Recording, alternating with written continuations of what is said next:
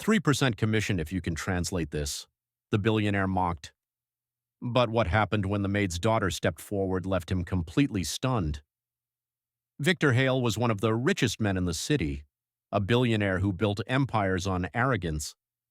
He lived in a mansion filled with gold chandeliers, priceless art, and servants who bowed at every command. One morning, while negotiating a massive international deal, a stack of foreign documents arrived on his desk. Written in a rare dialect, no one in his office could understand it. Frustrated, Victor sneered, 3% commission to whoever translates this, though I doubt any of you servants could even read the title.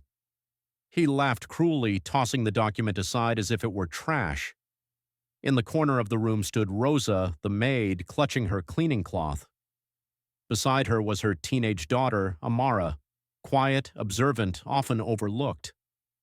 Amara stepped forward nervously. Her mother tried to pull her back, whispering, "Stay quiet." Don't draw his anger. But Amara's eyes were fixed on the papers. She picked them up gently, her voice steady. This isn't just a contract, it's a hidden agreement. He's trying to trick you, sir.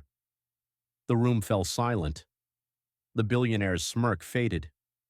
What did you just say? He demanded. Amara cleared her throat, reading fluently in the rare language. Word by word, she unraveled the hidden clauses, outrageous penalties, silent ownership transfers, and betrayal masked as partnership.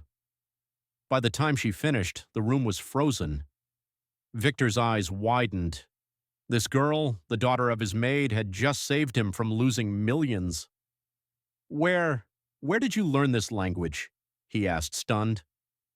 Amara explained that when her mother worked late at night, she spent her hours in the old mansion library teaching herself languages from dusty books no one touched. She had mastered 6 languages on her own, but no one had ever cared enough to notice. The billionaire was silent, but his pride stung. How could a maid's daughter possess a mind sharper than his executives? Breaking the silence, Victor forced a laugh. Fine. You've earned it. 3% commission. That's $500,000. He expected her to collapse in gratitude, but Amara stood tall, her voice calm. I don't want 3%. I want a position, a seat at your table, prove that knowledge matters more than bloodline or skin. The room gasped. Even Rosa shook her head, terrified for her daughter. No one spoke to Victor Hale like that. Instead of anger, Victor leaned back in his chair, studying her. For the first time in years, someone had surprised him, not with flattery or fear, but with courage and intelligence.